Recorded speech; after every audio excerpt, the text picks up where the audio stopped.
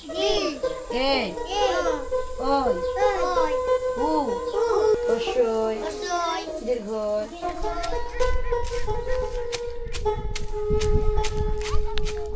পদ্মা নদীর করাল গ্রাসে নিজের সব কিছু হারিয়ে কুষ্টিয়ার খাপাড়াচরে আশ্রয় নেওয়া শায়নুর খাতুন আজ চরম নিরুপায়। জরাজীর্ণ গোয়াল ঘরেই স্বামী সন্তান নিয়ে রাত কাটাতে বাধ্য হচ্ছেন এই অসহায় মা। দুটি সন্তানের মুখে দুমুঠো অন্ন তুলে দিতে তার এই বেঁচে থাকার আকুল আকুতি আর বিদ্যুৎহীন চিকিৎসা বঞ্চিত দুর্গম চরের মানুষের বুকফাটা আর্তনাদের বাস্তব গল্পই পর্দায় তুলে ধরছেন তৌফিক রানা। চুনু, পাউডার, আয়না, চিরুনি, লিপস্টিক, তালাচাবি, উলগাডার, হাঁস মুরগি কবিতরের ওষুধ, তার চুলকানি, একদিবা, বিকজ ঘায়ের মলম, এদুরের জম, বিপদের বন্ধু টাইগার বাম। দেখে মনে হচ্ছে বিলেত ফেরত একজন ডাক্তার এসেছেন সর্বরোগের চিকিৎসা নিয়ে। সত্যিকার অর্থে তিনিই এখানকার প্রধান চিকিৎসক। যে দেশে সরকারি কর্মকর্তারা সামান্য সর্দি জ্বরেও বিদেশে চিকিৎসা নিতে যান, সে দেশে কি হতে পারে? সরকারি কর্মকর্তাদের অবহেলায় খাপাড়া চরের মানুষের একমাত্র বিশেষজ্ঞ ডাক্তার হয়ে উঠেছেন একজন মূর্খ হকার। চরে কোনো চিকিৎসা ব্যবস্থা না থাকায় নিরুপায় মানুষ বেঁচে থাকতে এই হকারের কাছ থেকেই হাঁস মুরগির সাথে মানুষের ওষুধও কিনে খাচ্ছেন। দেখার কেউ নাই।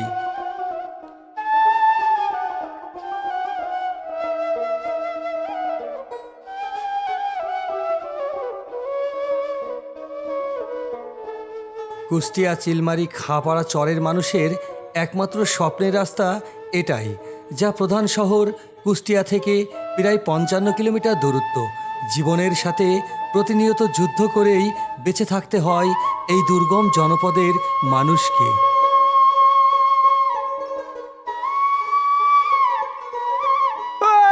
খাসি বরকি বেচো, খাসি বরকি।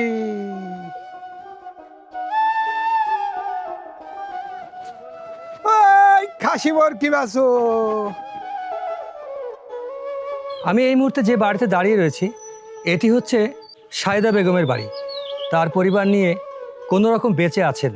জমি জায়গা সব কিছুই একসময় ছিল, কিন্তু বর্তমানে ধার করা আকাশের নিচে এবং পরের জমিতে ঘর বেঁধে বেঁচে আছেন। আমরা ধরেন যে রাজশাহীর চরে আসছিলাম, পর্দায় ভাঙ্গি নিয়ে গেছে। এখন এখানে আইসি, এটাও ভাঙ্গি নিয়ে যেতে পারে। জোর জমি ছিল, তাও নদীতে ভাঙ্গি নিয়ে গেছে। ধরেন আমার পরিবারের পাট মার দেয়, পাট দিয়ে আনে, তাই আমরা খাওয়া দাওয়া করি। একটু কষ্টে দিনটা যায় আর কি। বাড়ি ঘর নাই, হয়তো রোদ গরমে কত কষ্ট করি, বিদ্যুৎ নাই।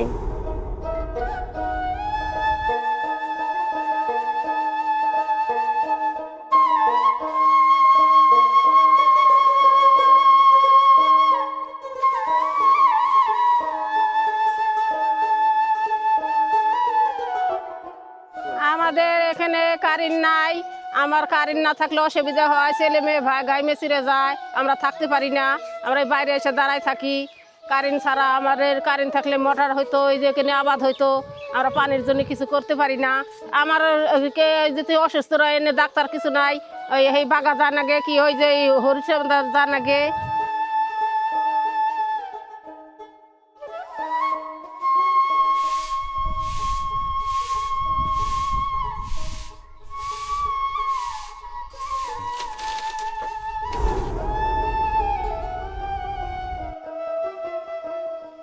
বিদ্যুৎবিহীন গরমে ছটফট করা আর চিকিৎসার অভাবে রাস্তায় মানুষের প্রাণ হারানো এই খাপাড়া চরের নিত্যদিনের ভাগ্য। কিন্তু এখানকার মানুষকে সুযোগ সুবিধা দেওয়ার এই দায়িত্ব কার? প্রশাসন এখনই নড়ে চড়ে না বসলে এই হৃদয় বিদারক মৃত্যুর দায় তারা কোনোদিনও এড়াতে পারবে না।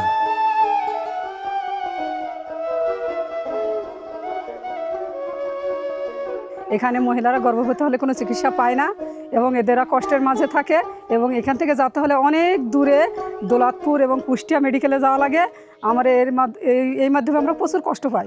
এবং হচ্ছে যখন বাচ্চা গর্ভে আসে তখন মহিলারা যখন পেশাব বেদনা ব্যথা উঠে তখন কোনো ক্লিনিক বা হাসপাতাল কাছে নেয় এবং চিকিৎসা পায় না। তাদের বাচ্চা হয়তো বাড়িতে বা কোনো জায়গায় নিতে যেতে মারা যায়, কিন্তু চিকিৎসা পায় না।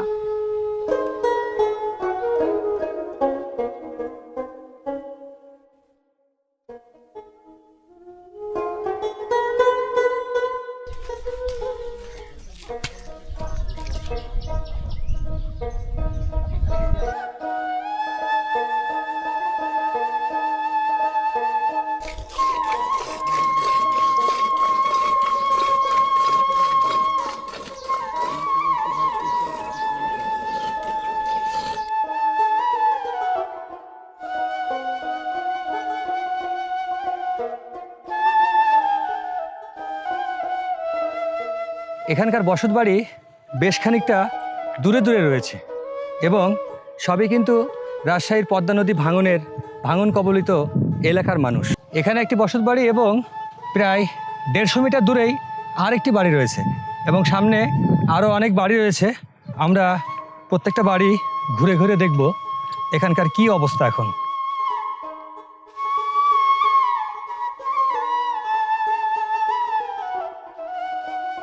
বিশ্ব স্বাস্থ্য সংস্থার নিয়মে গর্ভবতী মা ও শিশুর স্বাস্থ্য সুরক্ষায় কমপক্ষে 4 বার মেডিকেল চেক আপ করার দরকার, অথচ খাপাড়ার চরে একবারও তা জোটে না। এই আধুনিক যুগেও মেডিকেল সায়েন্স ছাড়াই দাইমার হাতে মা ও শিশু মৃত্যুর ঝুঁকিতে পড়ে। এই হৃদয় বিদারক কান্নার শেষ কোথায়? সরকারের কাছে জোর দাবি, অবিলম্বে চরে কমিউনিটি ক্লিনিক চাই।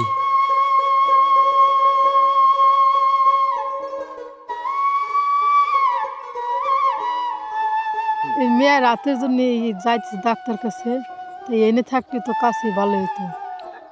ডাক্তার নাই, কিছু না, দূরে হয়ে গেছে। এনে রাস্তায় যদি কিছু থাকতো তাহলে তো হাঁটা লাগতো না, এনে কষ্ট করে হাঁটে যা লাগছে। তাই এনে যা লাগবো এনে ওই আইটি যা লাগবে, এনে কিছু গাড়ি নাই, এনে কী করবো, এনে কষ্ট হইলেও যা লাগবে।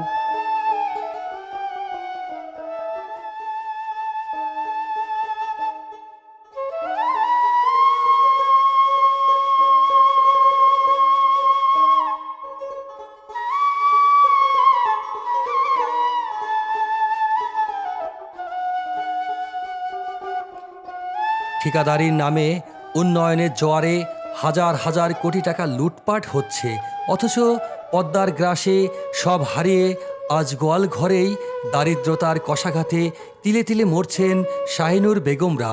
দায়িত্বে থাকা কর্তাদের এমন অন্ধত্বের কারণেই আজ চরের মানুষের এই চরম দুর্গতি। এই নিঃস্ব মানুষের ধ্বংসের জন্য ওরাই সরাসরি দায়ী।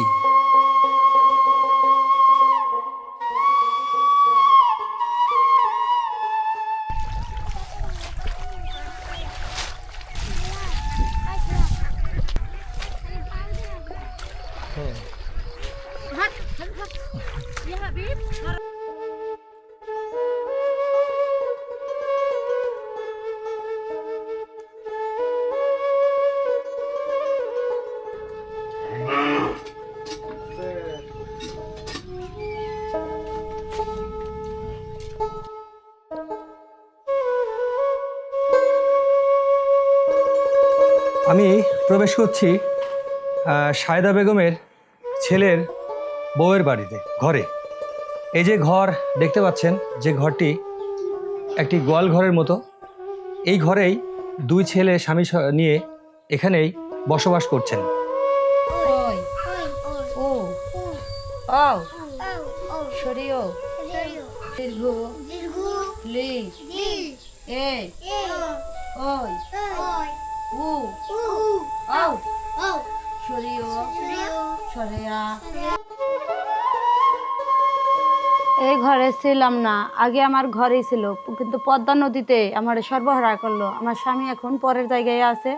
এই গরুটুকুই আমার সম্বল, কিন্তু আমার চাল ফলের ভবিষ্যৎ পদ্মা নদীতে শেষ করে হেলাইলো। এনে যে ভবিষ্যতে আমার এই চাল ফল কি করে মানুষ করব, সেটা আল্লাহ পাক একজনই জানে। এখন আমার চাল ফল কি করে মানুষ করব, আল্লাহ পাক যদি ভালো মানুষ করবার দেয় তাহলে ভালো, আর যদি কয় না নদীতে আবার ভাঙবো তাহলে তো দোয়া দেয় সর্বহারা।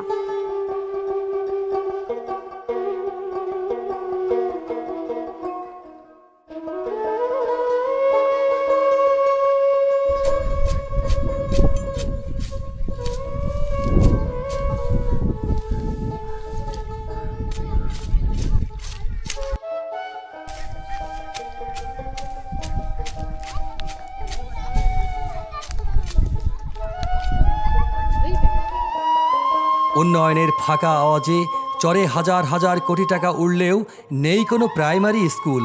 ফলে শিশুরা আজ অক্ষর জ্ঞানহীন হয়ে সমাজ থেকে ছিটকে পড়ছে।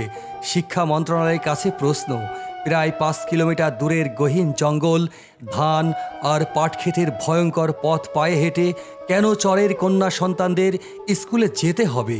চরের অবহেলিত এই শিশুদের শিক্ষার দায়িত্ব কার? আমাদের এই সাইডে যদি স্কুল থাকতো তাহলে আমাদের এত কষ্ট করে স্কুল যেতে হতো না। এই বর্ষার সময় নৌকায় অনেক কষ্ট করে যেতে হয়, আবারও এই যে মাঠের ভিতর দিয়ে যেতে হয়, অনেক কষ্ট হয়। আমাদের এই স্কুল থেকে মানে বাড়ি থেকে যেতে মেলা দূরে, তো খুব কষ্ট হয়। তাই মানুষ দেখে আরও মেলা মানুষ আছে কীটনাশকের সময়, তো তাই আর মেলা কষ্ট হয়। তো আবার বৃষ্টি টিষ্টি হয়, তাই জন্য আর মেলা কষ্ট হয়। স্কুলটা একটু কাছে হলে খুব ভালো হতো। আমাদের এই গ্রামে যদি একটা স্কুল হতো খুব ভালো হতো, আর আমরা পড়াশোনা করে মানুষের মতো মানুষ হতাম। আমরা দুইজনে একবার স্কুলে যেতে লাগছিলাম, তখন ভুট্টা ক্ষেতের ভিতর দিয়ে আমাদের অনেক ভয় লাগছিল। একা একা যাচ্ছিলাম, তো অনেক ভয় পেয়েছিলাম আমরা।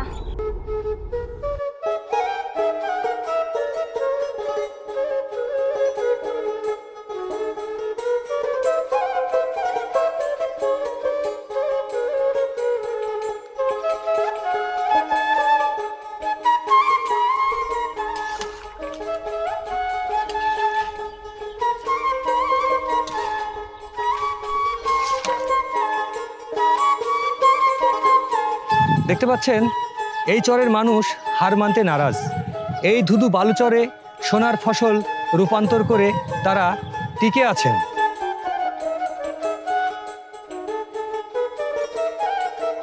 চরের এই কঠোর পরিশ্রমী মানুষেরা রোদে পুড়ে রক্ত পানি করে ফসল ফলিয়ে দেশের অর্থনীতি সচল রাখছেন, অথচ আজ পর্যন্ত তাদের শ্রমের কোনো মূল্যায়ন করা হলো না।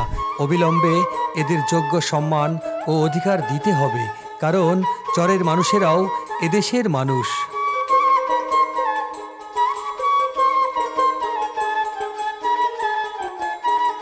প্রিয় দর্শক, এতক্ষণ যেটি দেখলেন, শুনলেন এবং অনুভব করলেন, যদি এটি ভালো লেগে থাকে তাহলে আমাদের চ্যানেলটি সাবস্ক্রাইব করে সঙ্গে থাকবার জন্য বিনীত অনুরোধ রইল। দেখা হবে, কথা হবে নতুন কোনো ঠিকানায়। সে পর্যন্ত ভালো থাকবেন, সুস্থ থাকবেন। আল্লাহ হাফেজ।